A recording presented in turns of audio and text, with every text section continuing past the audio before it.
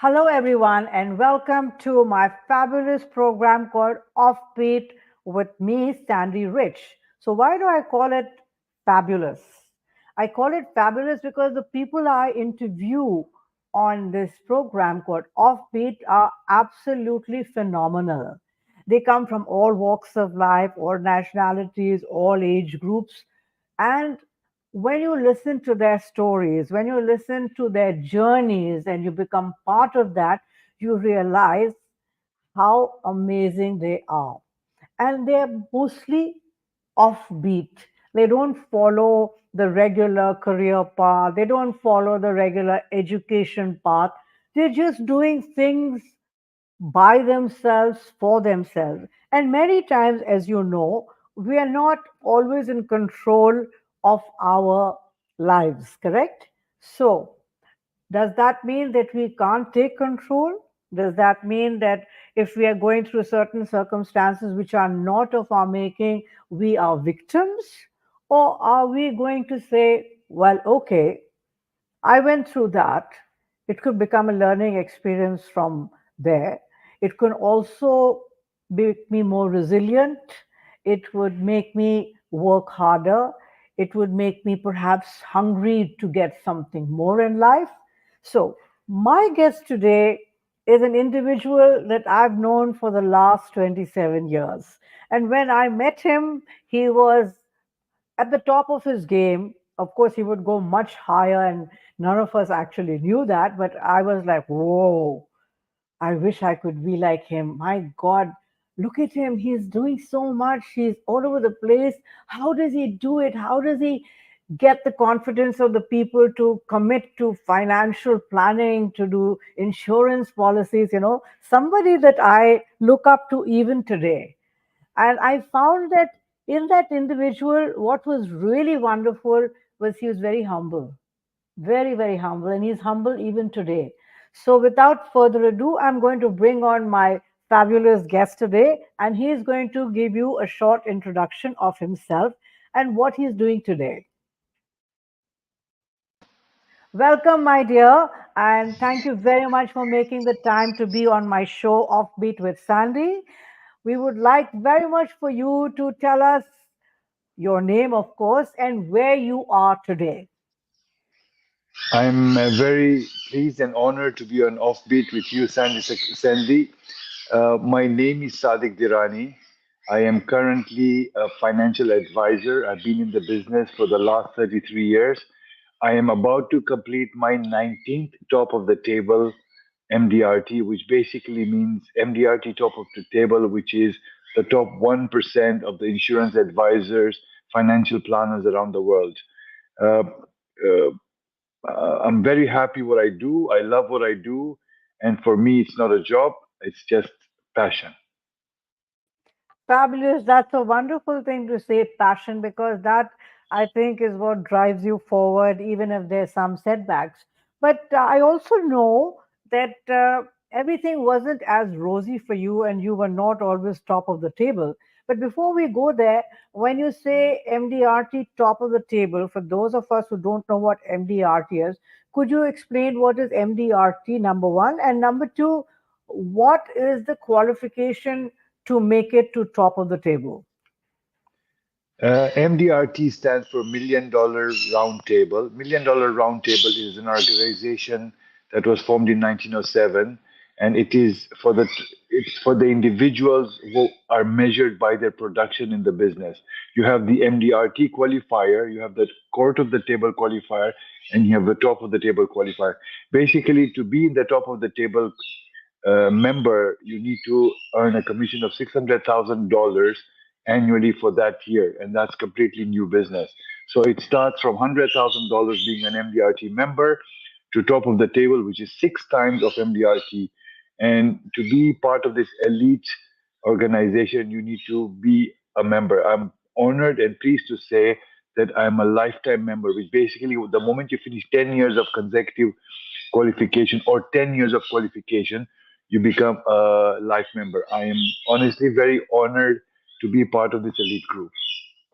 And I have to say, it takes a certain kind of individual, a certain kind of personality to do what you do consistently and for such a long time. So, congratulations from me. And Thank that's you. something that am learning about you, and I've observed you pretty closely, even if you don't know it.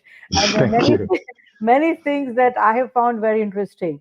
However, we say that our childhood and our whatever experiences shape the kind of person that we are today. So, in some cases, many people who may not have had everything the right way would blame or use that as an excuse for not performing, for not being successful, etc., etc. In your case, it's a very different situation. And I would like you to please share your growing up years, so from the time when you were a baby till the time you were you came into your 20th 21st year, because I think that part uh, plays a very important role for you.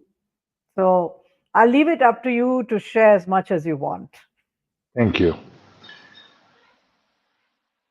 Sandy, when we started this discussion to come on air, I promised you one thing. I'm going to be like an open book and I'm going to be very honest about my life. I was born in Tanzania in 1965. My mother was the second wife, and 6 months into her pregnancy, unfortunately, she moved out of her husband's house to move with her mother, basically my grandparents. I was born at my grandparents' place in 1965 in Dar es Salaam, Tanzania. All I know about my childhood to start with is that I never had a father. When I say had, emotionally and physically, so I was brought up by my grandmother uh, and my mother, of course. When just before my ninth birthday, I lost my mother to cancer. Then I was given as a 9-year-old to 9-year-old to my mother's sister, who unfortunately a year later passed away. So my grandmother then, who was already in Dubai, decided to get me on a plane unaccompanied, Dar es Salaam, Karachi, 2 nights in Karachi, and on to Dubai. That journey is so strong in my mind because I had no idea where I was going. I had no idea what was ahead for me in my life. All I knew is I'm going to see my grandparents. I'm going to live with them. Having just lost my mom a year earlier, I was literally like a lost sheep. I didn't know what was ahead for me in my life, but somehow I said, I leave it to God, and I'll see what brings. But it was very, very scary times for me. So I got on a plane, reached Karachi, stayed a couple of nights, and then I came to Dubai. 1975 is when I came to Dubai, and I was then living with my grandparents who already had 6 children. So I was the seventh one with them. My grandparents' kids were all uh, working, and they were already in their careers. I stayed with them in Karama, the old Alcola colony. The reason, if people don't know this, Alcola colony was called Alcola colony because it was behind Alcola factory. It was an old Shabia, Beit Shabia, we call it in Arabic, small little villas with no roads and rough. So I was brought up there, and then I was sent to. At that time, if I remember very well, there were 3 or 4 schools only in Dubai: the Indian High School, St. Mary's Pakistani School, and maybe Mawakib. I went to Indian High School. I stayed there from 1975 to 1981. I wouldn't say if I'm proud or not proud, but I was considered as one of the naughtiest kids in school. I had temper issues, sorry, and I was very naughty. Now, I became a challenge to my grandparents, and one of my uncle was given the guardianship to take care of me as a disciplinarian. May his soul rest in peace. He was very, very strict. I had at that time what I thought was a terrible upbringing. Later on, I realized what discipline came into my life. It was challenging. It was very challenging. I went to school.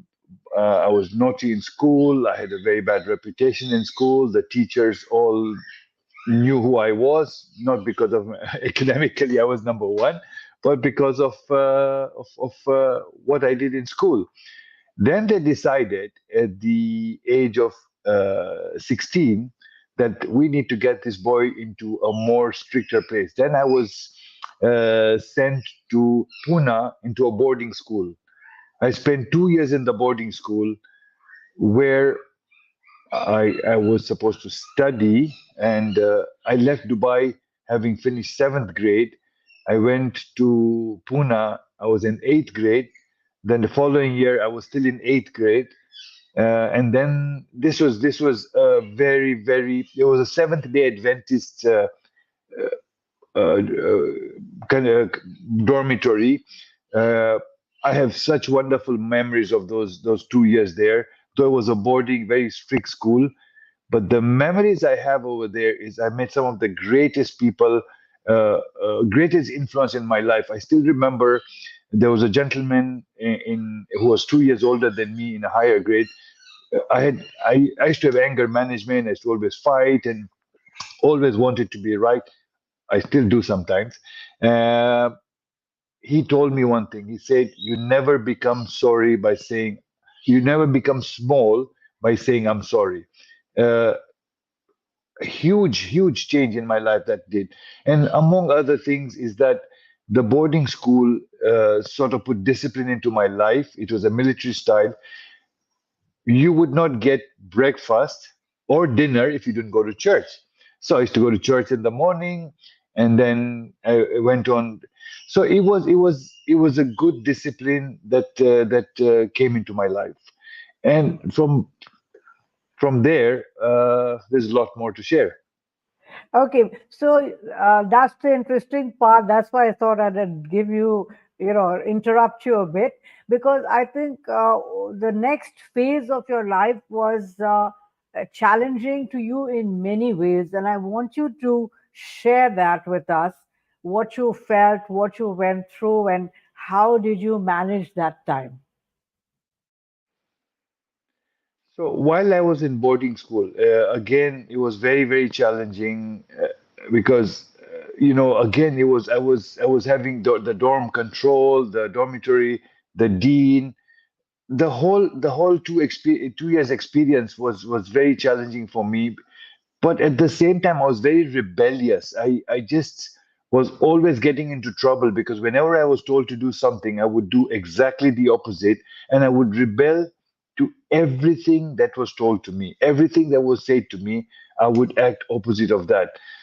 The the time that I spent at these 2 years then took me to the next phase of my life where I went to New Delhi for 2 years. Now, my guardian had a very good friend who was a colonel in the army in New Delhi. He had a petrol station in a place called Yamuna Vihar. For those who don't know, Yamuna Vihar was a village that connected New Delhi and UP. So I was at the border of New Delhi and UP. I worked there for 2 years as a petrol station attendant. It was a very scary time for me. Now, I don't know if people know this, but most of the people who came to fill the petrol stations were big truck drivers who did interstate, and I was filling up petrol. A scary thought for someone who was about 17. Uh, I used to have nightmares. I had struggle sleeping, and I just felt challenging. But you know what? One of the things is the people at petrol station protected me really well. They looked at me as their child, and they made sure that I was always safeguarded and protected. I learned how to smile. I learned to say, you know what? This is a challenge. Bring it on. Just bring it on. Anything that came was thrown onto me. I said, just bring it on. It helped me. It helped me a lot to build character because I started at a stage where I had to interact with people and to be myself. Okay, that, I can quite understand you being a young person and, you could be preyed upon by those truck drivers. All those things is reality of life. And the fact that you were looked after, that I think was an important part for you as well, because I think being a child who lost his mom, didn't know where his dad was, etc. Because the father figure was missing. Perhaps this time sort of made up for the kind of attention and the protection and all of that came with it. So I'm sure you didn't stay there very long. So what happened next? And I think there's an interesting part that I'm sure our viewers would like to know, because from what I understand about you, you're always pushing the boundary. You're always pushing the limit. So whether it was breaking the rules in school and doing something different or failing or whatever, now I think there was a part in your life where you decided to really go for it. So please tell us about that. Yeah, so as you said, Sandy, that I was very well protected. My guardian, who owned the petrol station, told his staff to look after me, and they did. And I ended interacting with these people, and it was an amazing time. I started suddenly thinking, wow, people love me, people are looking after me. And then from there, after 2 years of again studying, I was sent back to Dubai. I came to Dubai in 1985, and I got my first job. Uh,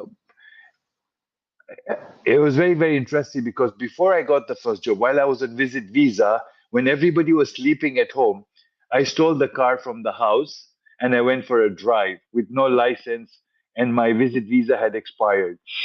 I went for a drive, and guess what? A policeman coming on the other side, I banged into one of those Dubai municipality garbage. I was taken to the police station. And you know what? My guardian, who was very, very strict and I was very scared of, uh, was what I was more worried about him than the police, actually. When I got to the police station, I told the policeman, can you please lock me in and keep me away from my guardian? And they laughed about it. My guardian uncle comes in, and the first thing he does is bang, slap. And anyway, long story short, he gets me out of the police station. I go back home, and now they are looking for a job for me because to stay in Dubai, I needed a visa. I got a great opportunity. I joined Dubai Hospital as a telephone operator in '85. A year later, I met who was to be my first wife. I met her, I fell in love, and after spending about a year with her, I got married in '87, and as a telephone operator. And 2 years later, I was blessed with a daughter. So in '89, I was blessed with a daughter who's now 35, and life was just starting to fall in place for me. The little we had, but I had love. I had connection. I had a woman who loved me, who looked after me, and who honestly really babied me. And my life started taking a turn for the positive. However, sitting there in Dubai hospital, earning that amount of money that I was earning at that time, I was very ambitious. That was not enough for me. So I took a second job. So I worked two jobs a day. What I would do is I would work in Dubai Hospital in the afternoons. And Al Ghurair Center, I got a job as a salesperson doing only morning. So I would walk from Dubai Hospital. That's where I live, by the way, across Dubai Hospital. And I would walk all the way to Al Ghurair Center, which would take me about 40, 45 minutes. Good old days. You've got the Sony Walkman, not even Discman, Walkman. And I'm listening to the music. And while I am walking, my dream is playing in my head. I have all these things running in my head, seeing myself where I want to go in my life. When I joined this shop in Alguria Center, I learned how to be a salesman. Somebody walked in, bought a shirt, I would match it with a trouser, with a belt, and I would work from 9 to 1, close the shop, and then I would walk back home, which is again 45 minutes, get home, shower, 2:30, walk across my house where I lived in Hamria to Dubai Hospital, and then finish 3 to 11, come back home, have dinner at 11 o'clock at home, 12, 12:30 sleep, and this would repeat. this was one of the most amazing times of my life because this is the time where I didn't have money, so I didn't need to do things. I didn't have money to do anything, and because I was working two jobs, I was very busy.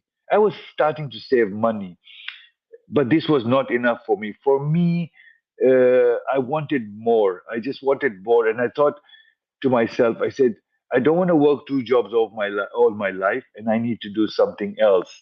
So 6 years in Dubai hospital, and as they say, sometimes people are God sent. Someone approached me to try and sell me a life insurance policy and an education plan. I'm a father already, and I've got 2-year-old daughter. And this gentleman comes to me and says, let me show you how I can help you save for your children's education. He made two attempts, and then he realized I actually don't have money to save. So he says to me, when do you have holidays? I'd like you to come for training. And I'm thinking, okay, what's there to lose? Free training. I'll probably get some free meal, free coffee, free this and that. There's no harm. So I went for training, and what is known as CAT course, Consultant Authorization Training course, and and I learned about life insurance. Wonderful. So that was your first brush with what was going to be the best career choice you've ever made. Is that correct? Absolutely. Yes, yes. So I have to tell the audience at this stage that Sadik and I worked at the same place, and when I joined after the CAT course, uh, the first person's name that we saw as top producer was Mr. Sadik Dhirani, and we was like, "Oh, wow!" And we always, I mean, I always thought, being a top producer at that time, he would be this person who was very, aloof and very proud. And I was surprised to see that he was just, like any of us. It didn't matter to him that he had achieved that status. And I think that is a very important thing to note, because being humble is a Thank very you. important part of anybody's success, right? But before you actually made it to the top, what were you doing, and what was the defining part, something that your wife said to you? Right. So, 6th of September 1993 is going to be etched in my life forever.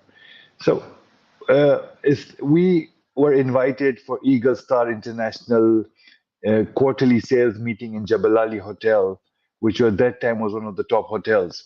We drove from where we lived, Hamria, which is a good 45 minutes to an hour. And this is the first time I am taking my wife for an event. We get to the event, and I'm going to spell it out exactly how it was. So we get to this event, borrowed tuxedo. I get there, she's in a black dress. We come in, the managing director of the company greets us on the door, and then we go in. The first six tables at that event were with all the top producers of the company, along with the director, one director on this table, another director, a CFO, CEO, and so on, and the president and the chairman. And myself, a non-producer with my wife, we were just sitting on the back table among the, sorry to use the word, riffraffs. The event starts, and then they talk about what the awards night was the previous night, where they went for a convention, incentive, and so on. And then the announcement comes. It says the top X number of people, 25 people in the company, we will take them to Bangkok 1994 convention. Remember, this is in 1993, 6th of September. They announced that they will go to a convention based on their production.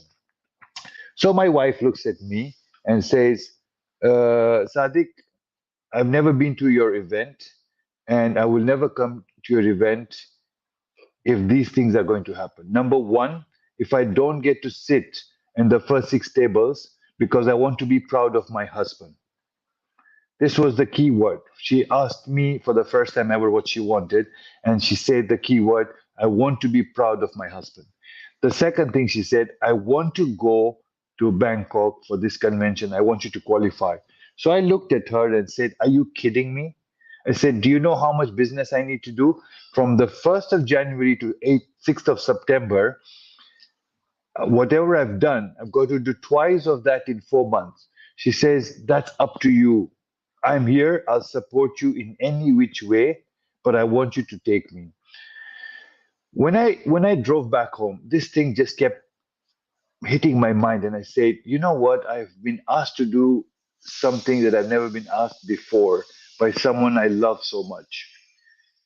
I went back and I went to see my manager and I said, you know what? I need your help. I need training. I need to change my attitude. He said, I want to work hard.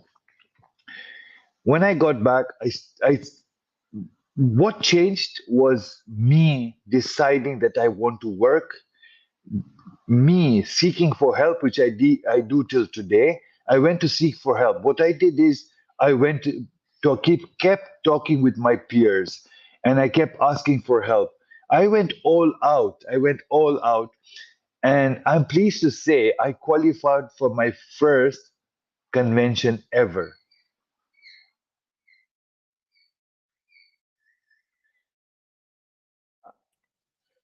It brings tears to my eyes even today, uh, just to think of it, how my life changed.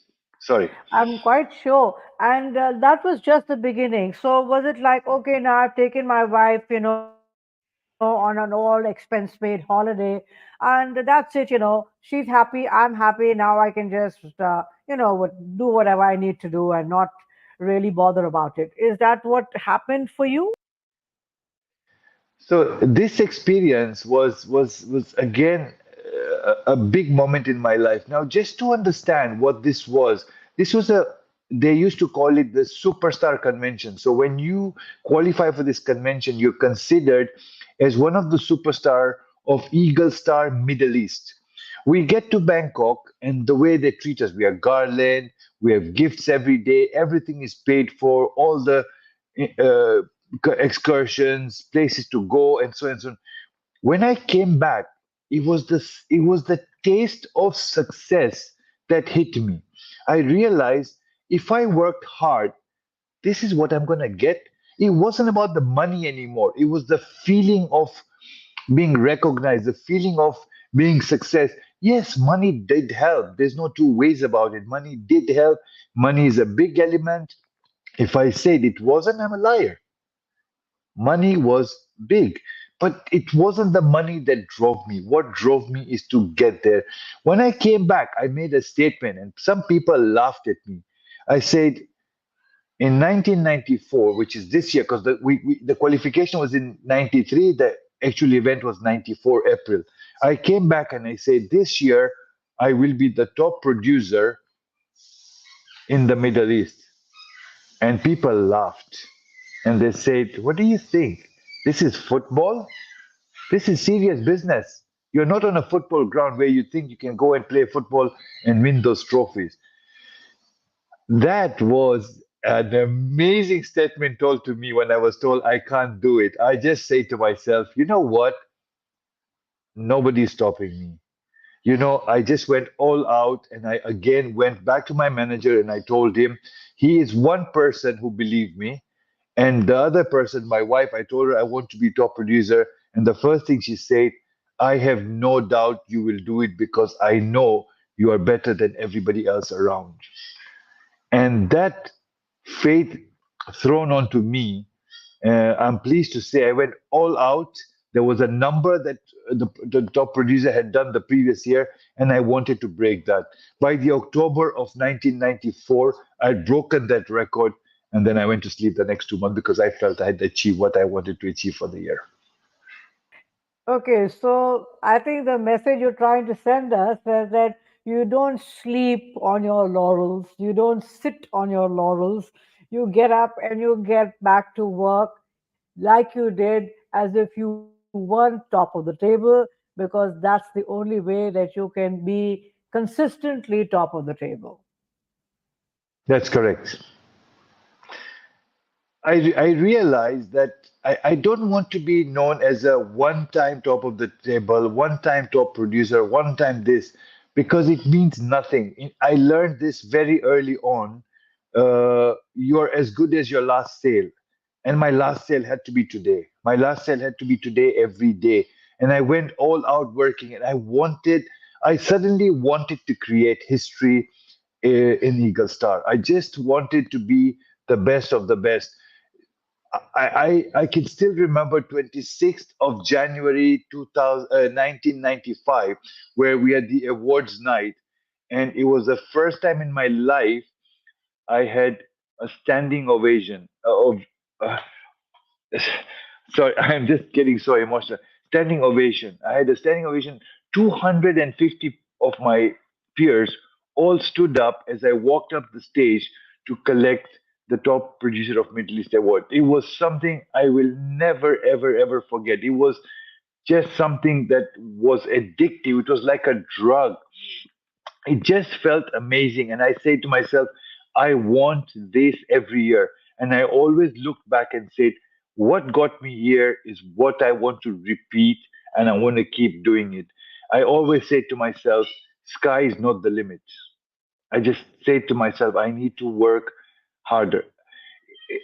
I found something in my life that the harder I work, the luckier I got. Oh, talking about lucky, when I got the top producer, everybody's, almost nicknamed me Sadik Lucky Dhirani. They kept saying, oh, he got lucky, he got lucky.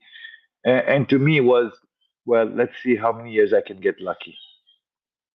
Well, I think you did get lucky for, and you're still lucky. But you started out as Eagle Star sort of gave you that focus that got you on your path to success and all of that. But I think sometimes you outgrow where you are.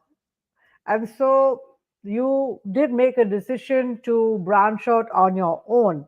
So after having had the entire support system, everything working for you to facilitate you to make your job easier, you then chose another offbeat decision, I would say, to move away. So what was that and how did that work for you?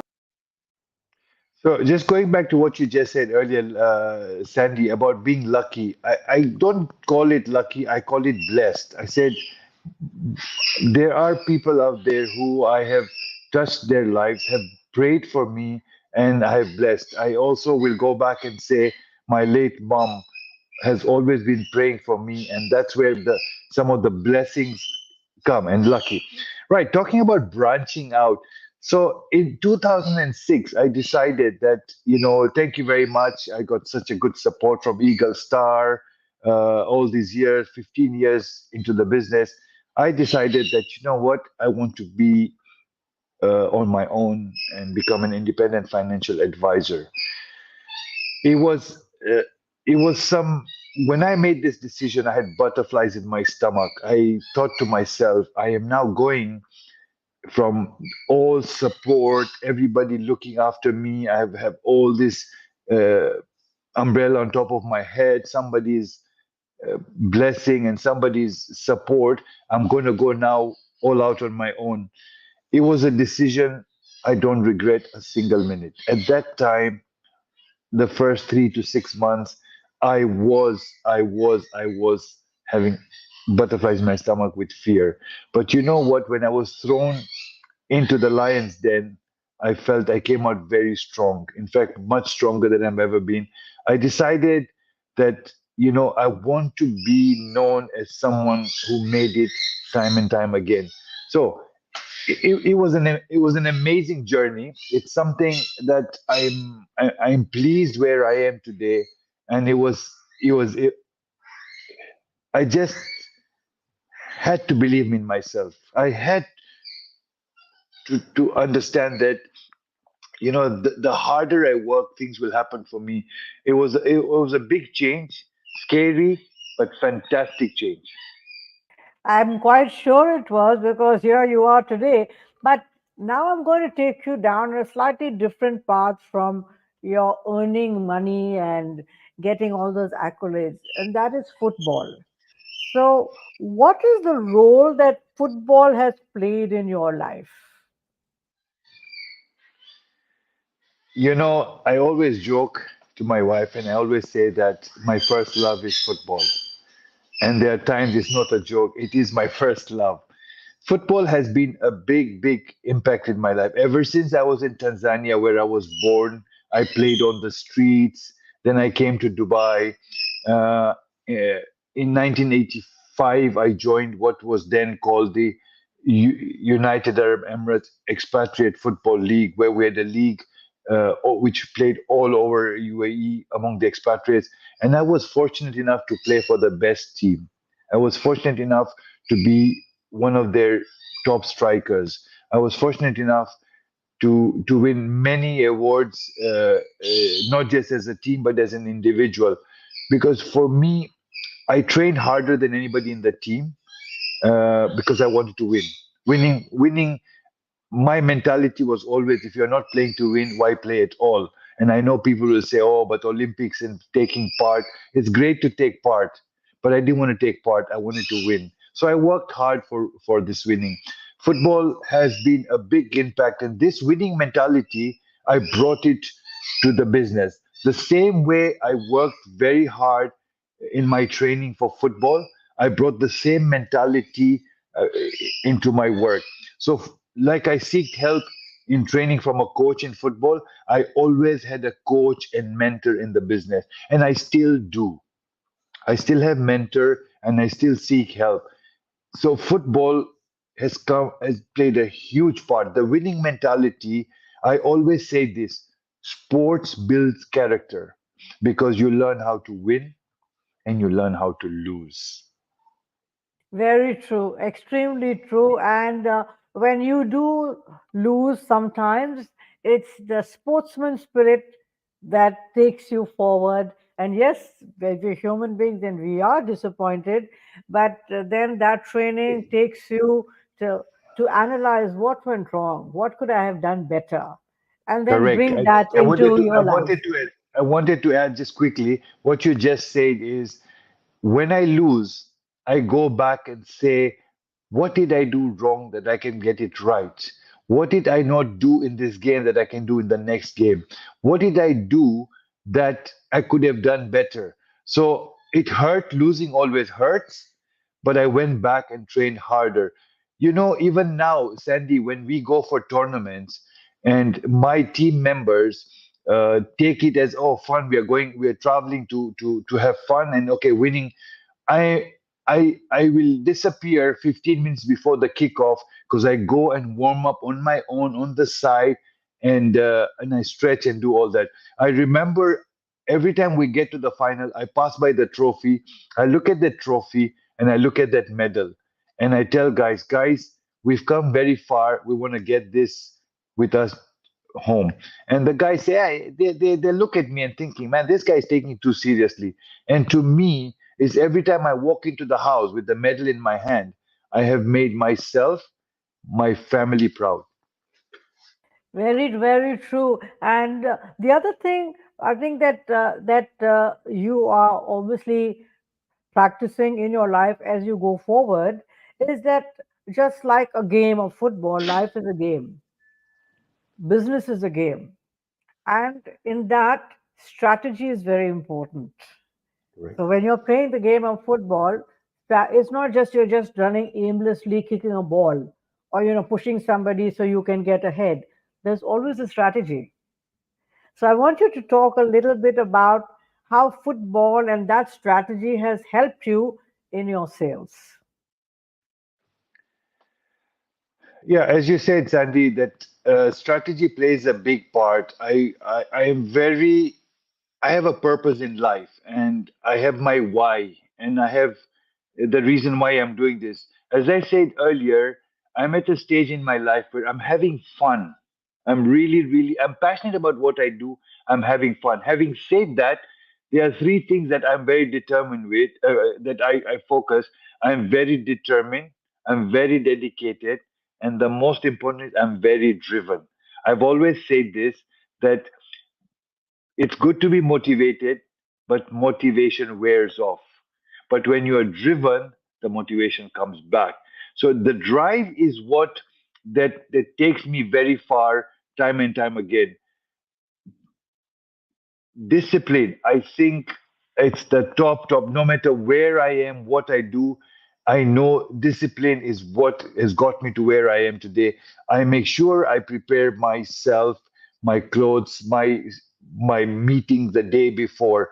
To me, I learned I learned a quote that said, "What will you do if I give you 6 hours and I give you a saw to cut a tree? I'll spend 5 of those hours sharpening the saw, only 1 hour to cut down the tree." I've always carried that mentality in my life. I have a strategy, I have planning, and I have dedication. And all these will not happen if you don't have discipline. I don't work the days I feel like working.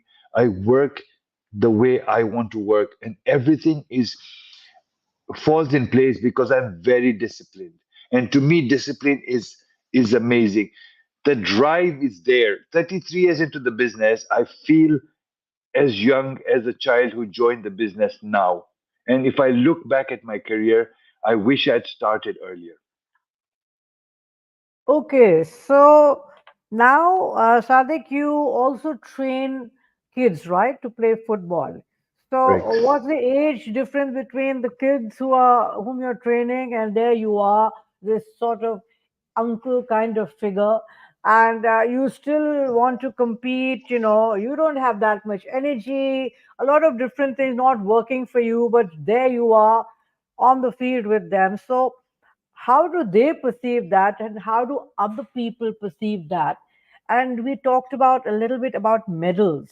Now you've got trophies of your success, which are, the best car, beautiful home, all kinds of things, which are this thing. So why do you run after these medals? I mean, what's that all about? It's not that valuable, is it? Or it's not that expensive. Anybody can buy it. So to answer your first question is I play with two different group. In one of the group, the youngest player is 14, the oldest player is me. I'm in my 50s. Don't ask me, early 50s, late 50s. Uh, so I play with this different group from that age to this.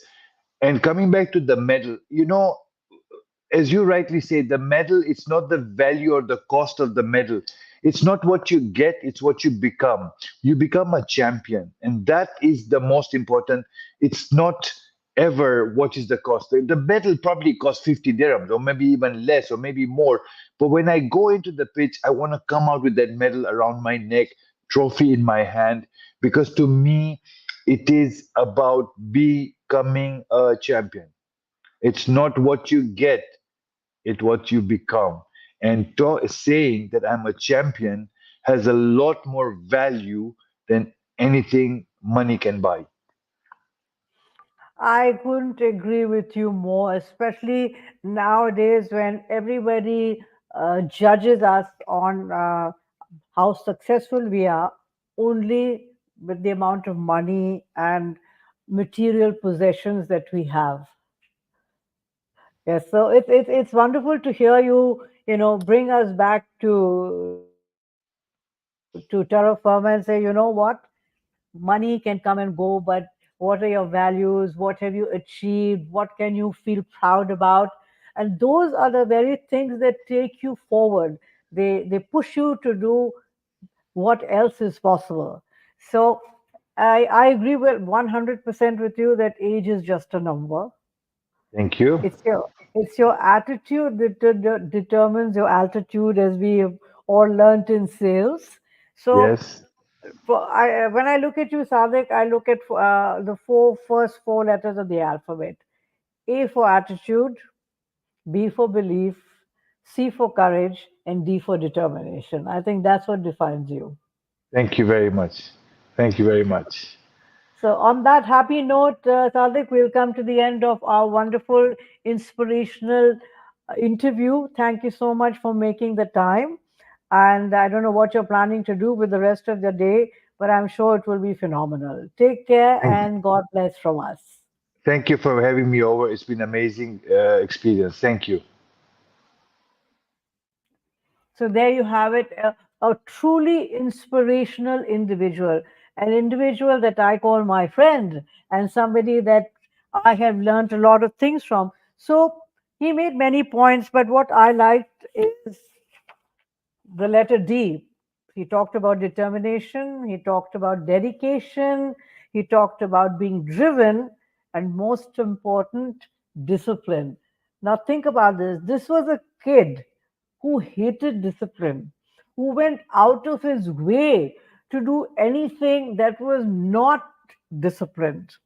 And yet, he talks about discipline. So, he's learned his lessons in life, which is something we all should do.